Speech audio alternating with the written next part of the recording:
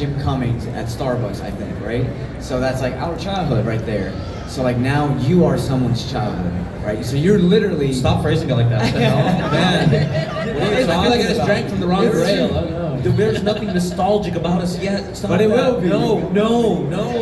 One foot a little over a year old. Yeah. No. When you It's a have individuals come to your booth, you know, share stories with you of how this show means a lot to them, and you know they're growing up with it, because that's the truth. What does that mean to you to know, like, fans are actually appreciating what you're doing, they appreciate you, and they're growing alongside it as well? It's one of the most humbling and privileged experiences to be able to have, truly. It's, you know, you can have a career as an actor, like a lifelong career as an actor, and never be put on a pedestal in which people actually come up to you and reaffirm that your work actually means something. We have so many friends and peers that they want to be in this sort of position, and will never ever see it potentially, you know? And you know, it's one of those things where when we seek this sort of like craft, we do it because we have a passion for it. And because of the passion, like that's kind of what drives us and motivates us in order to pursue the career. This is one of the most unexpected and biggest bonuses that we could have, because it reaffirms that we're not just performing in a bubble. We're not only pleasing our director and like immediate audiences that may like watch, or our family. It's like, oh no, like the work actually means something, and it means something to so many people. And we wouldn't be here if it wasn't for you all. This is, at the end of the day, I mean, that is just the truth. And I have nothing but the most sincere thanks to give to you all, because you have allowed me to have experiences that I never would have imagined in my life. So yeah, no, thank you. Yeah, you should be giving applause for yourself. That's what I was gonna say. Absolutely. Brain cells. All of a sudden, it's my turn to use the brain cell today. It's bouncing around between all of us like the DVD screensaver. Or the Fates in Hercules having to share the eyeball. Yeah. We share the one brain cell. That's literally us. You said everything I was going to say, including that last part, so ditto. Thank you so much. Yeah, applaud yourselves again. Absolutely. Me this time. No, I'm just kidding. We can never take it for granted for even a second, because yeah, this is an insanely privileged position to be in. To be able to tell these stories, to be able to inhabit these characters, I mean, it's a great responsibility.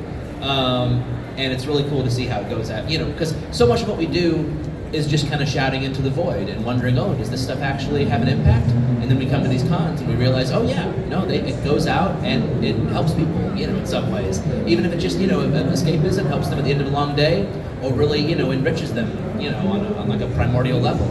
It's like I say, you can't take it for granted, not even for a second. So, the one thing that we talked about was the music of the show is amazing. Like James Bond-esque, right? It really is. So, for you guys looking into it for a second, the writing is great, the music's amazing, the character developments are pretty awesome. Overall, everything's great. But for you, as collectively or individually, what do you love so much about the show, either everything I just mentioned or about your specific characters individually? We talk about this all the time. We talk about it at just about every event we go to, either on a panel or we say it to each other. I'm so grateful that everyone in this cast is somebody that I want to hang out with. Like, it sounds silly, but you know, when you're in a big popular show, you know, you hope that your castmates are people that feel like real friends, family to you, you know.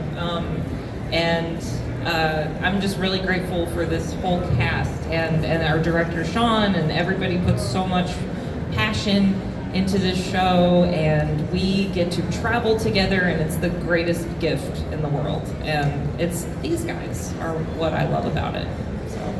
When I first saw that cast list, I was like, thank God. Yes! We're gonna have so much No fun. stinkers. No stinkers in this cast. No whammies. Yeah. I will say I really love the way that the Kaiju No.8 explores. It's not only the protagonist, but also all of the characters in the cast, all of the side characters. Every character has so much color of its own. Like, they even have their own like color schemes, really. It's so colorful in how each character is explored through their own journey. Like, everyone has their own moment to shine. Everybody has their own screen time. It's not just like a one-person show. And that is like so refreshing comparatively to a lot of shonen, where it does really just focus on the one character's journey, which is nice sometimes, but it really feels like a collaborative effort from everyone in the cast and all of the characters to make the show what it is. Because it wouldn't be the same if it didn't have Hoshina. It wouldn't be the same if it didn't have Narumi or Mina or Kikuru. Like, obviously it wouldn't be the same if it wasn't Kafka, because it's revolved around Kafka. It's around his story. But it is nice that you can't just subtract one character. Like, it's all like we're all working together to make the show really great, and I really love that about this show. All the beautiful colors. Yeah. That's the name of the new outro for season 2. Yeah, I mean, I can't pick out one thing because it really is everything. Whether you go into the complexity of the story and the characters, whether you go into the amount of passion being put by all the gears involved, you know, from the cast, from the director, from the crew, production, and on both sides of the equation. You know, when we're in the booths, our director, he makes sure that we're happy with what we did before moving on and continuing with the recording process. And sometimes we'll even go back to the beginning. It's like, okay, let's just really quickly review. And even on the Japanese side too, you know, I happen to be friends with Masaya Fukunishi, who is the Japanese Kafka. And he is just one giant ball of positivity and eccentricity. And it's a pleasure to be able to see him bringing so much of himself into the role. And even like the composer for the thing. I remember he messaged me before season 2 started. This is like a couple months ago. He messaged me like a video of them working on the soundtrack, because I made friends with them a while ago. So it's just a bunch of Japanese folks sitting there like doing the music and whatnot. He's like, yo, we're working on this right now, and I'm like, yo, That is so cool. So like everybody just in everything is passionate about it, and yeah, like there isn't a single aspect about the show that I hate at all, or that I could pick out as my favorite. You could definitely feel like it's absolute family over here, so that's amazing. Absolutely. Okay, so now we have time for a few questions. If you have a question, you can line up right over here.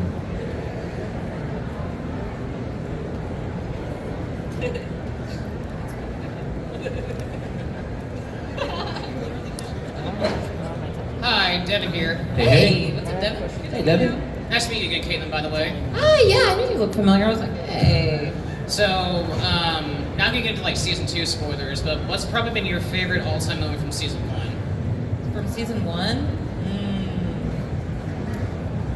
Think here. I think nope, somebody else answer first. I'm thinking. I'll let you cook. Simmer down.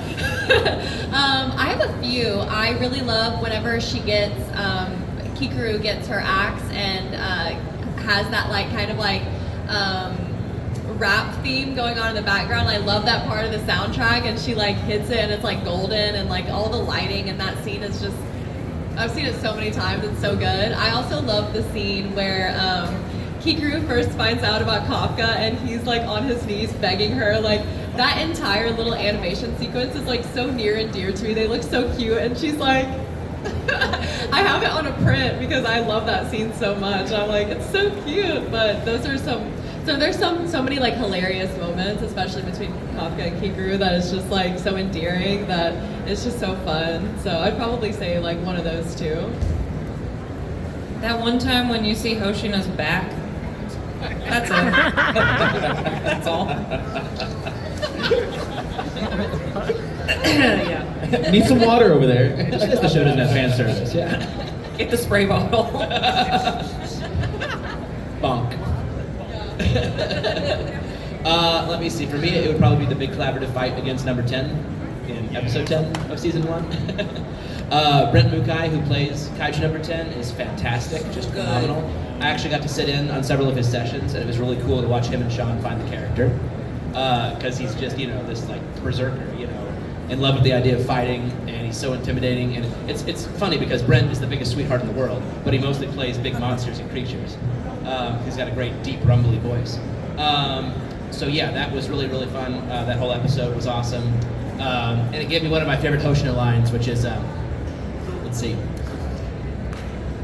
You've got a pretty small core there, big fella. So mid battle trash talk. That's always fun. And for me, a couple of my favorite scenes. There are so many, but looking at each character, I love when I have the fight with Hoshina, as well as just sort of like the secluded,